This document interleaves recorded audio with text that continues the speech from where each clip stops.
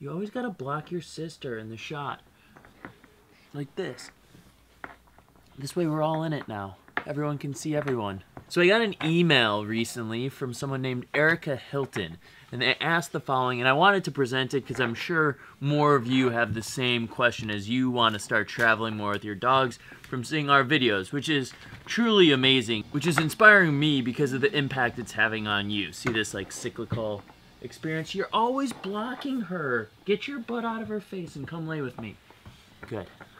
Now her question is, I've been following your page for a while now and love seeing all the traveling that you do with your pups. I'm currently planning a 2-month cross-country camper van trip for this coming summer. As we will be traveling with our dog, I'm wondering if you have any advice that you could pass along from your experience around the country. All of the information that I've found online regarding dogs in national parks seem to be inconclusive about which parks are the most dog-friendly and what other options are available in surrounding areas for dog-friendly adventures. I know you've been on countless adventures, so obviously it is impossible to tell about all of your experiences. However, I'm wondering if you could possibly give me any advice about your favorite dog-friendly trails or other adventures in and around national park areas out west. I'm also wondering if you have any options about the least dog-friendly national parks. We're planning on staying in hotels rather than campgrounds when in those areas that we will feel more comfortable leaving our pup for a couple hours to hike and explore areas of the park. Speaking of, take a look at how cute their pup is. Now, Erica, that's a great question, and I'm super excited that you're about to go on this trip with you and your pup. And here are some of the tips that I have for you.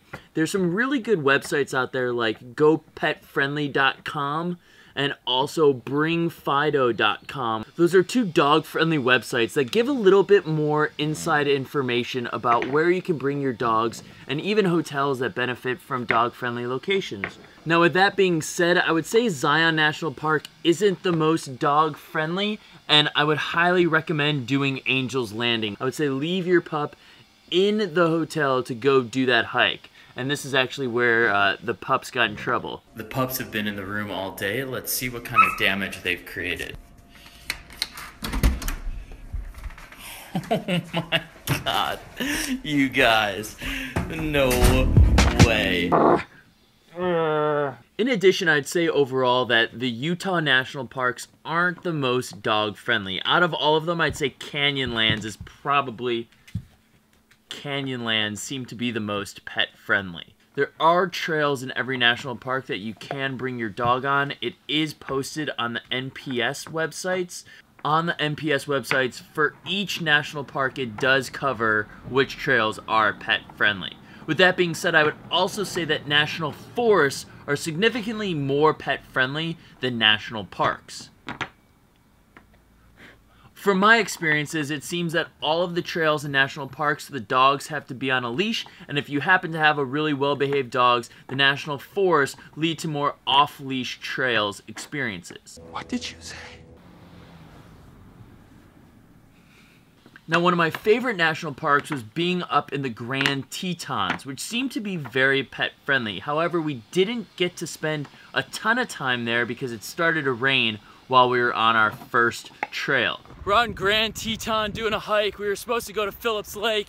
The wind started to pick up, the clouds started to come in, and the rain's starting to come down. There seemed to be a lot of trailheads for us to go on while we were up in the Wyoming-Idaho area. Additionally, as you're in each city, Yelp is a great way to find local dog parks.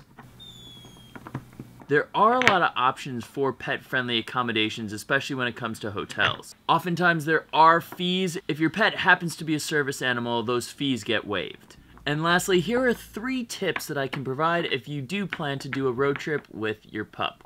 Number 1, adjusting to new spaces and smells. As you're traveling around, whether it's campgrounds or hotels, it's really important for your dog to feel comfortable in the space. Unpacking your things is a good first step. Getting your scent around the place to make them feel more comfortable. Walk them around the room a little bit and take them outside. Exercise usually does decrease anxiety. Number 2, avoiding car sickness. Making sure that your pup eats before you take off will really help decrease that situation. Additionally, keeping the car... Ow! Additionally, keeping the car well ventilated will really help decrease the anxiety of your pup, and probably you. Now, during cooler climate situations, if your dog seems to be panting, that doesn't mean that it's hot. It actually means that it's going through some anxiety. So taking a lot of stops, if you see them in that kind of situation, will be really beneficial. Number 3 is staying positive. Road trips are grueling, but super rewarding, just like having a pup. They can sense if you're getting worked up. So if you're super stressed out, your pup's gonna get super stressed out, and that's not good for anyone on the road. So with all that being said, happy traveling, happy adventuring. Let me know if you have any more questions about your pups. Feel free to reach out in the comments. Hit me up on Instagram, on Facebook, on Twitter. And hopefully we'll run into you on the road.